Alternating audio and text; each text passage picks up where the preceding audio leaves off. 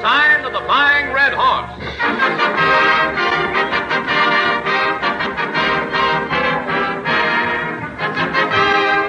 The makers of Mobil Gas and Mobil Oil bring you Orson Welles.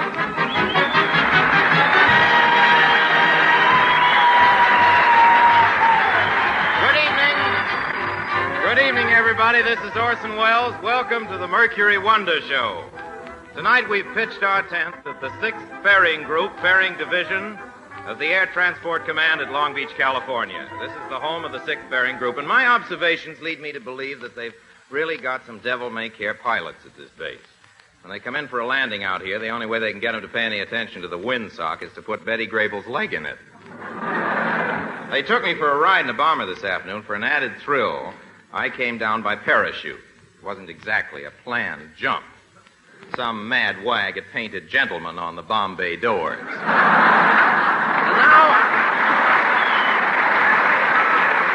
now, on with the show.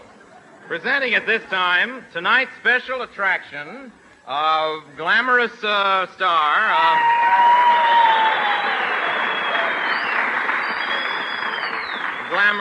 who's been chosen by the ferry pilots as the girl they'd most like to be grounded with, Marjorie Reynolds. Thanks,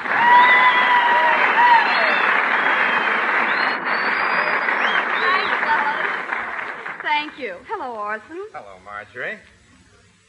Oh, yes. Hello, Marjorie. You know, Marjorie, I've seen you in most of your pictures, Holiday Inn, Dixie, up in Mabel's room, and I've always had the feeling that I've seen you before. Well, you probably have, Orson.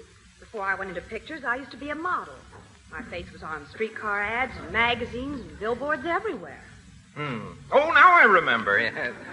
I've painted many a mustache on you. I hate myself. Now for it, of course. Let's get back to script. You know, Orson, I've met quite a few of the boys here. One of the pilots asked me to go out with him.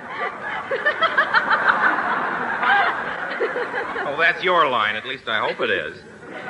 Go ahead. Well, you know, Orson, one of the pilots asked me to go out with him later and watch night maneuvers. I beg your pardon? Well, he wanted me to watch night maneuvers. I didn't know they had night maneuvers. Oh, yes.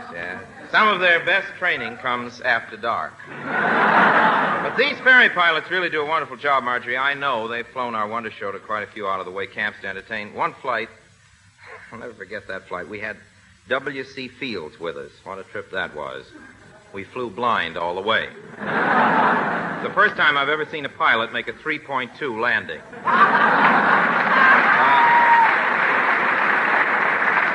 You'll have a chance, though, Marjorie, to meet a lot of the boys later. We've all been invited to the service club for a little snack after the broadcast. Well, I'll be there, Orson, but I won't have anything to eat. I've got to watch my figure. Oh, forget your figure. There's no sense in all of us watching it. Music, Lud.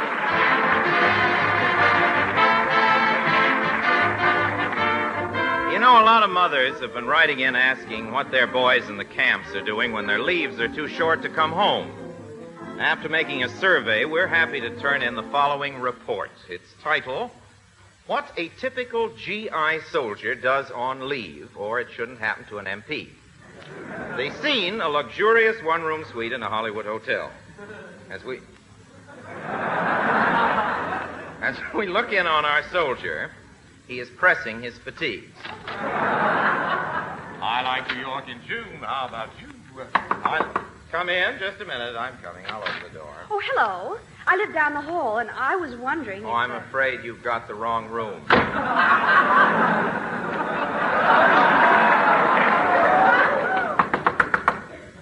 Oh, fudge. Just when my iron was getting good and hot. Door opens. I'd like to explain. The hotel manager told me you're on a 3-day pass and that you might be lonesome. Oh, I'm never lonesome as long as I've got my Army field manual with me.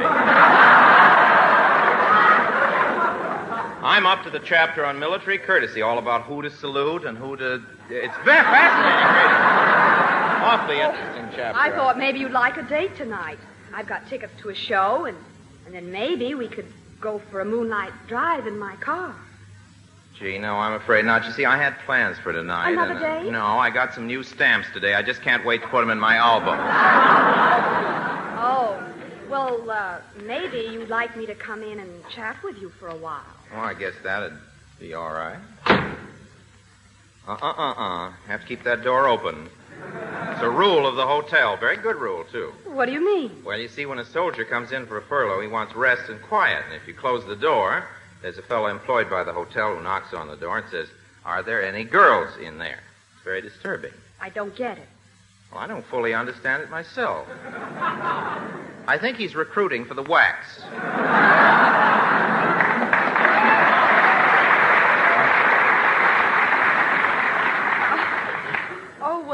Of course, if you like, we could spend the evening here. What could we do? I haven't even got a deck of cards. Say, Typical, isn't it? Say, are you bucking for a good conduct ribbon?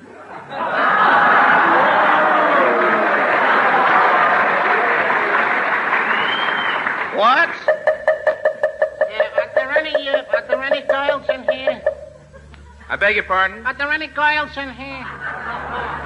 Please, the door is open, and would you kindly stop knocking on my forehead? Oh, sorry. You know, Soldier. Oh, Soldier, you're awfully cute. Come on over here. I'm comfortable where I am. Oh, now let's get organized. Are we just going to sit around like this all evening? Oh, I have been a fool. I haven't had a girl around for 6 months, and now you're here, and you're so lovely, and... Well, there's something you can do for me. Anything. What is it? Will you finish pressing my fatigues?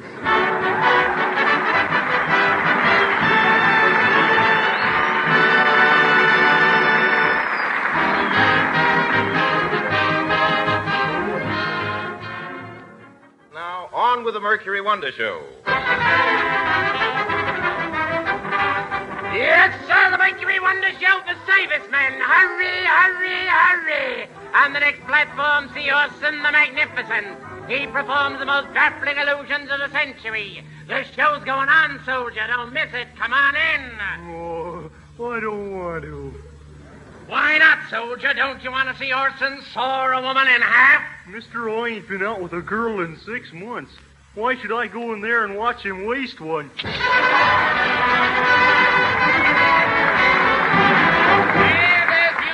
Gentlemen, as you see, the lovely lady is in one piece. How do you feel, Martha? Fine, Orson, but for a minute there, I thought I'd have to sing a duet. One Martha Tilton is good enough for me. How about you, fellas?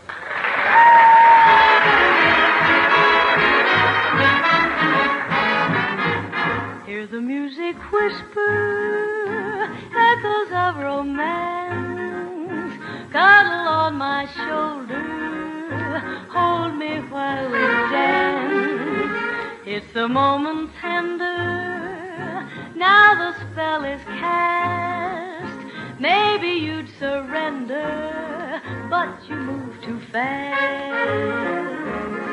Take it easy, take it easy. Don't you know it's more romantic when the dance is slow? Take it easy, take it easy. What's the good of feeling high when all the lights are low? Take it easy, take it easy. We've got lots of time ahead of us. The night is young. Take it easy, take it easy. Don't you know this music should be swayed instead of swung? Take your time, dance with ease. Take your time, slow if you please. Take it easy, honey. Take your time right now. Take it easy, honey. Take your time right now. Or get another mama who will show you how. Take it easy, take it easy. Don't you know you're not supposed to make the rumba jump? Take it easy, take it easy. If you don't, I feel that our romance will hit a bump. Take it easy, take it easy. Don't you know it's time for romance when the music's sweet? Take it easy, take it easy. You should really try to make your heart control your feet. Take your time, baby, jump it with ease. Take your time, boy, slow if you please. Take it easy.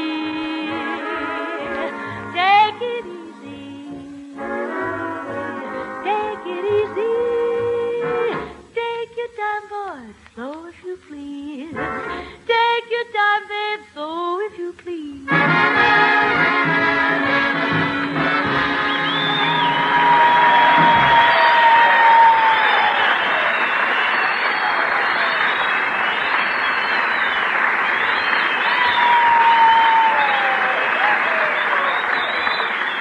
You know, one of my favorite radio programs is Suspense.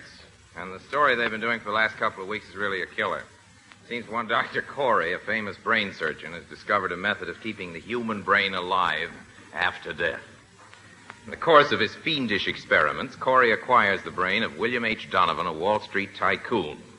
This brain very shortly gains control over Dr. Corey's brain, and when this happens, Corey thinks and talks like Donovan. Sort of a Jekyll and Hyde situation. By way of restaking our claim in the scream and shudder department, the Mercury offers now its own black market version of that rip-snorting spine chiller, Donovan's Brain.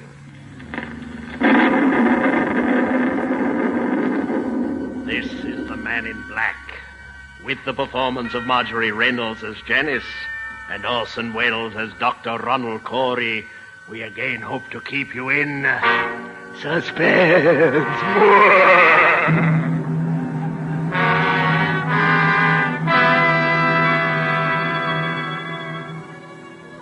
As I sit outside my laboratory door, writing under the heading Experiment 87, this final entry in my casebook, you know, I'm a sort of a fat Ronald Colman.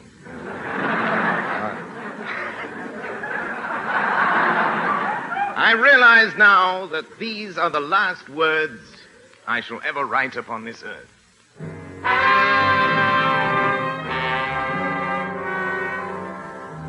July 13th. Today I sat in a radio studio and listened to Niles K. Donovan, the well-known radio announcer.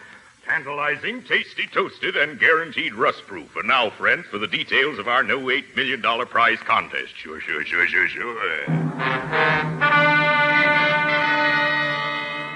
At that very moment, a contest fiend, driven frantic by Donovan's persuasiveness, rushed to the stage, tore off the top of Donovan's head, and mailed it to the sponsor. An old joke, but an extraordinary piece of luck for me.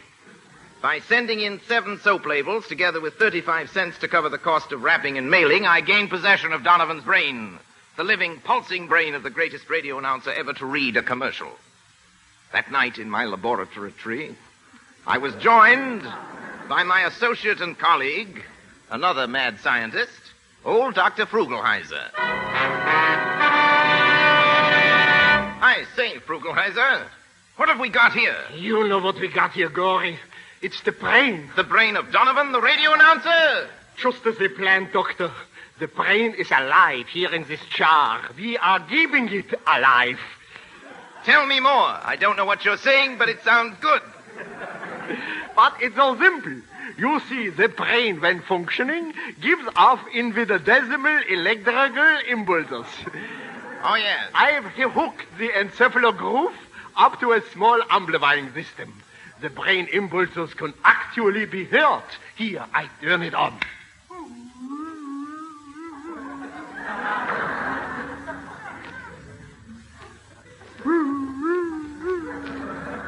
First time I ever saw a brain with a bald head. I think we should explain that Donovan's Brain is being played by Charlie Cantor in a jar of alcohol.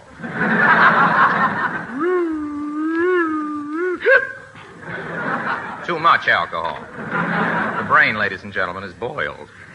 You know, of course, Corey, that those oscillations of the brain are known as delta waves. Delta waves? They maintain a steady rhythm. Any resemblance to the Delta Rhythm Boys is purely coincidental. But, Doctor... I didn't think that was funny when we wrote it, but... But, Doctor, what please from these experiments is the purpose? Well, don't you see, Frugelheiser, that brain can think. Ask it a question. Anything at all. All right, I ask a question. Look, brain. Who much is due? Who much? All right. An accent, yes, but who much, no. How? Once again, How? I'm a German Indian. Now he's an Indian. How much is due undue? No, not that way. This way. Donovan. Brain, old boy. How much is 2 and 2? 2 and two. $87 and a set of encyclopedias to Dr. Krugermeister. This is exasperating. Come, brain, try it again. 2 and 2.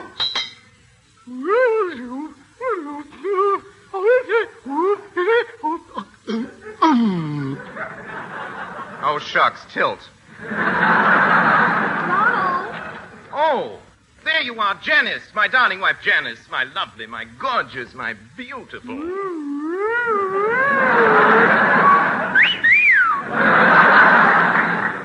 Amazing. It's amusing but confusing. Oh, dear, it's awfully warm in here. I think I'll take my coat off.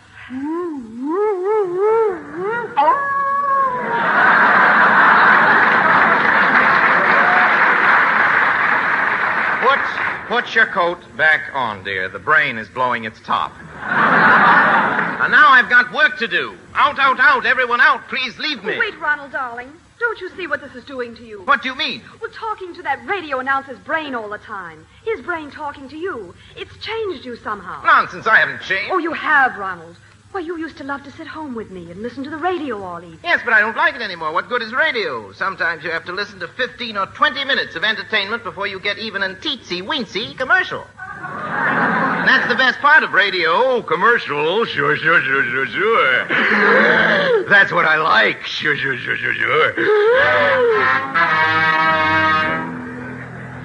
July 18th. Last night, as I entered the house...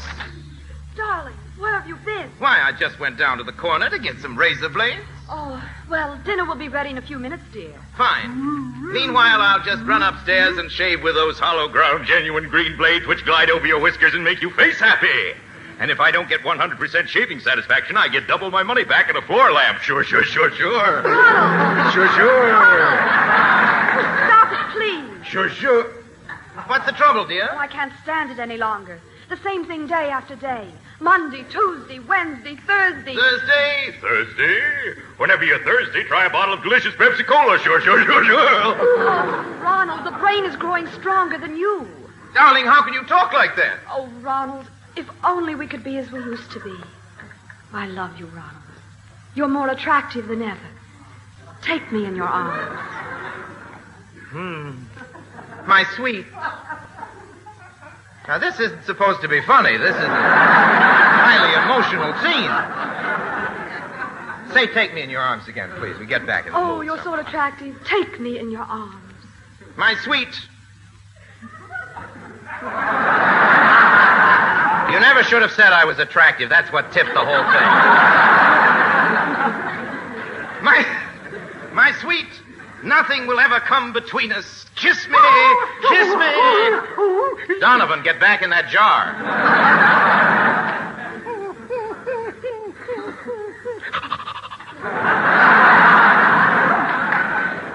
Oh, that's the last straw. Ronald, you must make your choice now. Choose between that brain, that radio announcer's brain, and me. When you've decided, contact me. I must have time to think. Janice wants me to destroy the brain. Should I? Don't be a chump. Why destroy the brain? Destroy Janice. Destroy Janice? Sure. It's easy. Put her to sleep first. How could I do that? Simple, very simple. Run down to your neighborhood druggist and get a box of Tsitsi sleeping pills. They come in 4 delicious flavors. Catnap, knockout, no twitch, and pooped.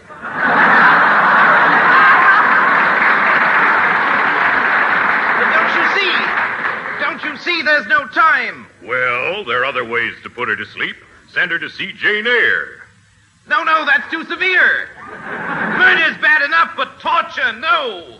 Listen to me. Go into that room. Sneak up behind her. I can't. Don't interrupt. I will. You won't. I can't. You must. I shan't. You shall. No. Sure. Hip, hip, hooray!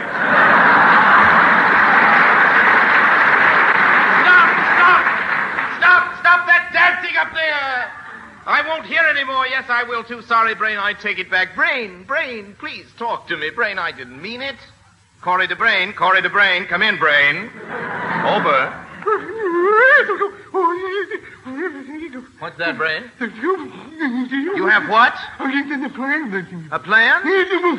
What is the plan, Brain? Finished? You want a half-hour radio show with only 3 minutes of entertainment, all the rest commercial? Brain, you must be mad. I'm going to destroy you. It's no use, Brain. This is the finish. Oh, wait.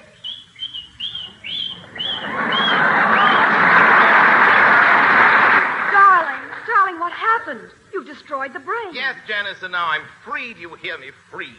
I'll never again be controlled by that monster Donovan. Oh, my sweet. This makes me so happy. It does? Yes, it does. Does everything. It makes your dishes sparkle, your kitchen work easier. Sure. Sure.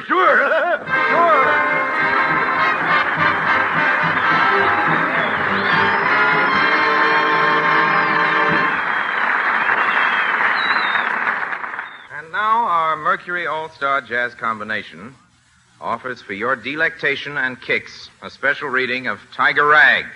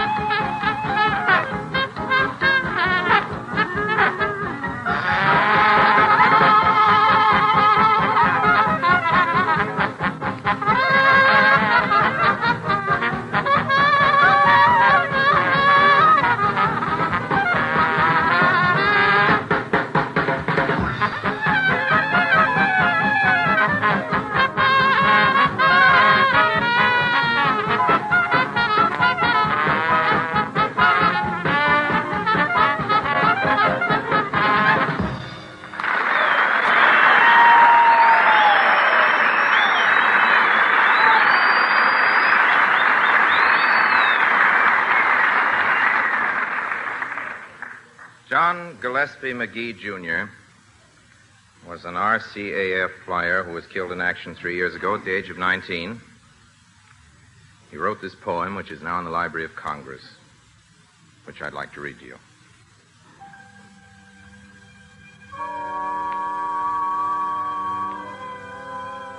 Oh, I have slipped the surly bonds of earth and danced the skies on laughter-silvered wings. Sunward I've climbed and joined the tumbling mirth of sun-split clouds and done 100 things you have not dreamed of.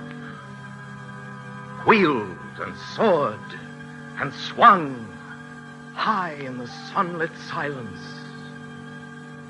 Hovering there, I've chased the shouting wind along and flung my eager craft through footless halls of air. Up the long, delirious, burning blue, I've topped the wind-swept heights with easy grace where never lark or even eagle flew.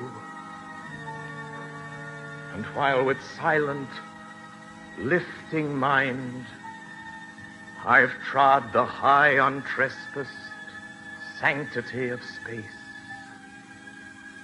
put out my hand and touch the face of God.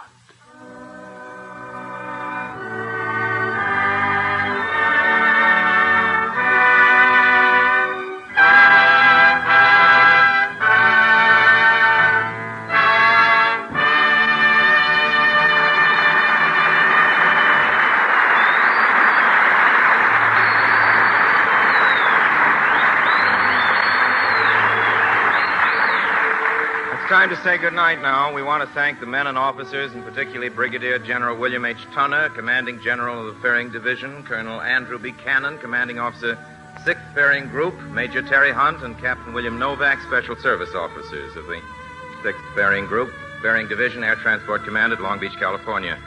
I'd also like to thank Bill Spear, Director of Suspense, and Kurt Siodmak, who wrote Donovan's Brain, for letting us lampoon what was a very wonderful radio drama.